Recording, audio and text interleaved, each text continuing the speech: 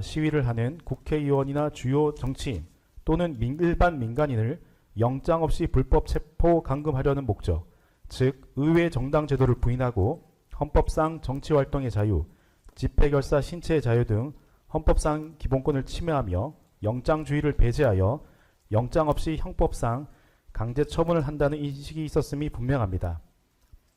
따라서 피고인 윤승영은 당시 방첩사가 요청한 체포조 지원의 요청 이유가 이와 같은 국헌문란의 목적의 달성 또는 그 유지 강화를 위한 체포활동 지원 요청임을 인식하였다고 보아야 하므로 피고인 윤승영의 형법 제91조 제1호 또는 제2호의 국헌문란 목적은 인정됩니다. 무엇보다 피고인 윤승영은 2024년 12월 4일 공공시경 예정된 경찰청 국관회의 참석 직전까지 YTN 뉴스 속보를 통해 그 내용을 구체적으로 취득하였을 뿐만 아니라 피고인 윤승영이 방첩사의 협조 요청에 응하게 된 근거로 인식한 포고령의 내용을 주목할 필요가 있습니다. 위헌 위법함이 일견 명백한 비상계엄의 특별 조치로서 계엄사령관 박안수가 공고한 포고령의 내용을 보면 헌법이 보장하는 의회, 정당, 지방자치제도를 전면 부인하고 있고 헌법상 언론 출판과 집회결사의 자유, 직업선택의 자유, 단체행동권 등 기본권을 전면 제약하고 있으며 포고령 위반자에 대해 사전에 법원이 발부한 영장 없이 체포, 구금, 압수, 수색할 수 있도록 규정하면서도 최소한 법원의 사후 통제 내지 심사장치조차 두지 않아 사법부에 의한 영장 통제라는 영장주의의 본질을 침해하는 내용 등이 포함된 것으로서 일반적 상식과 법감정을 가진 일반인들조차 포고령이 위헌 위법한다는 것을 손쉽게 인식할 수 있었습니다. 그렇다면 약 36년간 치안과 수사 업무에 종사해온 경찰 최고위급 간부인 피고인 윤승영의 학력, 경력, 당시 지위와 역할 등에 비추어 보면 피고인 윤승영은 이러한 위헌 위법한 포고령에 근거한 자신의 행위가 국헌문란 목적을 달성하거나 이를 유지 강화하기 위한 행위임을 자연스럽게 그리고 손쉽게 알 수 있었다고 봄이 타당합니다. 여기에 방첩사 수사조정과장 구민의 중령의 진술, 피고인 조지호의 진술 등을 종합하면 피고인 윤승영은 당시 방첩사의 체포 대상자가 이재명, 한동훈 등 주요 정치인이라는 사실도 잘 알고 있었다고 보아야 하므로 피고인 윤승영이 국헌문란 목적을 인식 공유한 사실을 더욱 확실히 인정할 수 있습니다. 원심은 국수본 수사기획계장 이현일이 방첩사 수사조정과장 구민의 중령으로부터 체포 대상자가 이재명, 한동훈이라는 사실을 전달받았다고 보기 어렵다는 이유를 들어 무죄를 선고하였습니다. 먼저 방첩사 수사조정과장 구민의 중령의 진술을 살펴보면 수사 초기 단계에서의 진술 경향과 조사 내용, 기억이 명확한 부분과 불명확한 부분을 정확히 구분지어 진술하는 태도, 실제 경험하지 않고서는 묘사할 수 없을 정도로 매우 구체적이고 상세한 진술, 국수본 수사기획계장 이현일의 허위 주장을 바로잡고 진실을 말하고자 하는 진술의 동기와 경위, 더 큰 비난과 형사 책임의 위험을 감수한 진술 내용 등을 고려하면 구민의 진술은 그 진술의 경위, 명확성, 구체성, 일관성 등에 비추어 신빙성이 높습니다. 특히 구민회는 수사 단계에서부터 원심 법정에 이르기까지의 일관되고 명확한 진술을 통해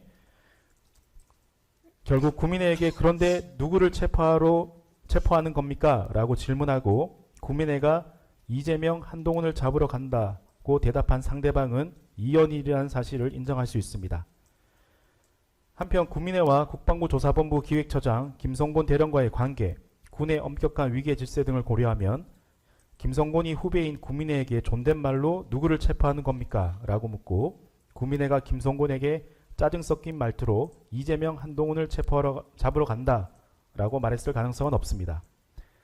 여기에 구민회와 이현일의 두 번째 전화통화 이후 이루어진 이현일과 영등포 경찰서 수사과장 박창균 사이의 통화 내용에서 이현일이 박창균에게 누구 체포하겠냐 국회 가면 이라고 말하고 박창균이 크게 한숨을 쉬는 대화를 하는 것으로 나옵니다.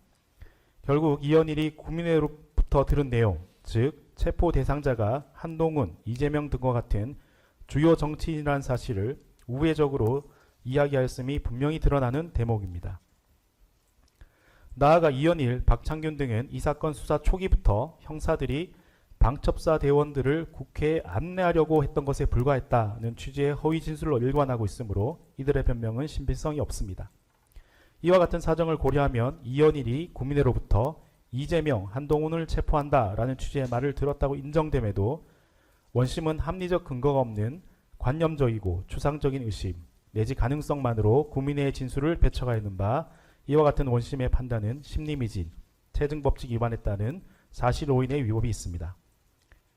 또한 피고인 윤승영이 경찰청장인 피고인 조지호에게 방첩사의 한동훈 체포조 지원 요청 보고를 하였는지에 관하여 원심은 피고인 조지호가 여인영 방첩사령관과의 통화와 혼동하였을 가능성을 인정하였습니다.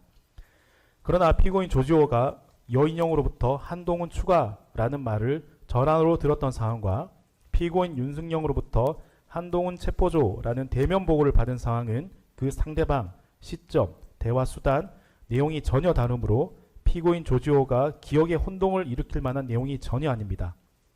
오히려 피고인 조지호가 수사 당시부터 원심 법정에 이르기까지 두 가지 상황을 분명하게 구분해서 일관되게 진술한 점, 피고인 조지호는 하급자인 피고인 윤승영 등을 최대한 보호하려는 입장이었던 점, 피고인 윤승영에게 준비만 하라고 지시했다는 피고인 조지호의 진술 부분 신빙성을 문제 삼아 그 진술 전체의 신빙성이 없다고 결론 지을 수는 없는 점 등에 더하여 실제 객관적으로 드러난 경찰의 방첩사 지원 활동 상황, 앞서 말씀드린 구민회의 진술 및 이현일과 박창균의 통화 내용 등을 종합하면 피고인 윤승영이 피고인 조지호에게 방첩사의 한동훈 체포조 지원 요청 사실을 보고하고 피고인 조지호가 이를 승인 내지 지시하였다고 보아야 합니다.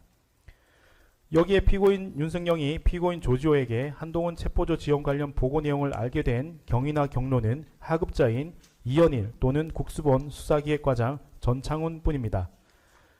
또한 이현일은 원심 법정에서 당일 방첩사 요청과 관련하여 주요 부분은 모두 윤승영에게 보고하였다는 취지로 증언하였는 바 피고인 윤승영이 이현일 또는 전창훈으로부터 체포 대상자가 이재명, 한동훈이다 라는 취지의 보고를 받았다고 봄이 논리와 경험 측에 부합합니다.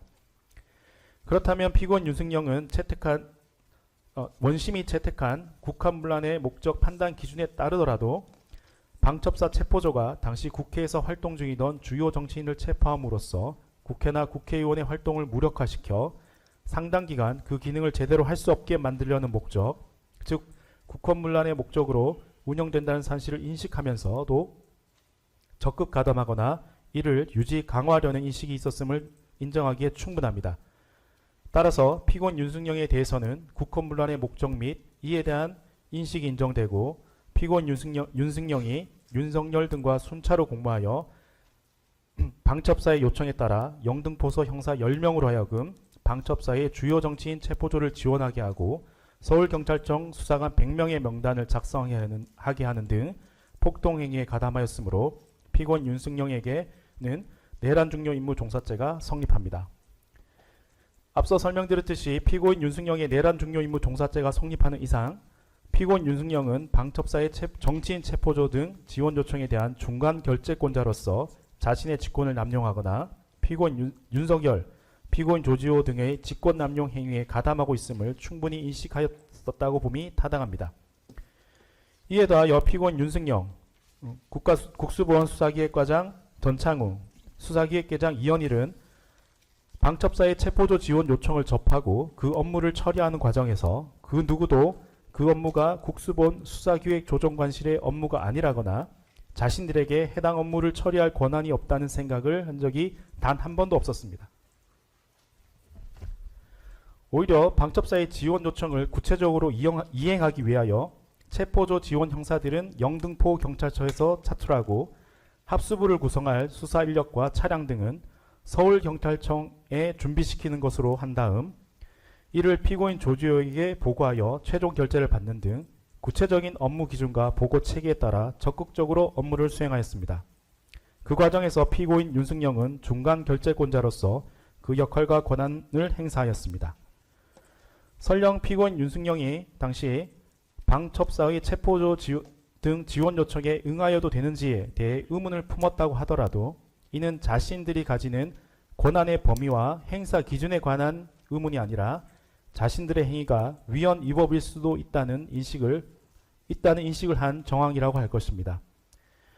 무엇보다도 피고인 윤승영의 지시를 받은 영등포 경찰서 형사과장 박창균의 반응에서 그 지시의 위법 부당함이 잘 드러납니다.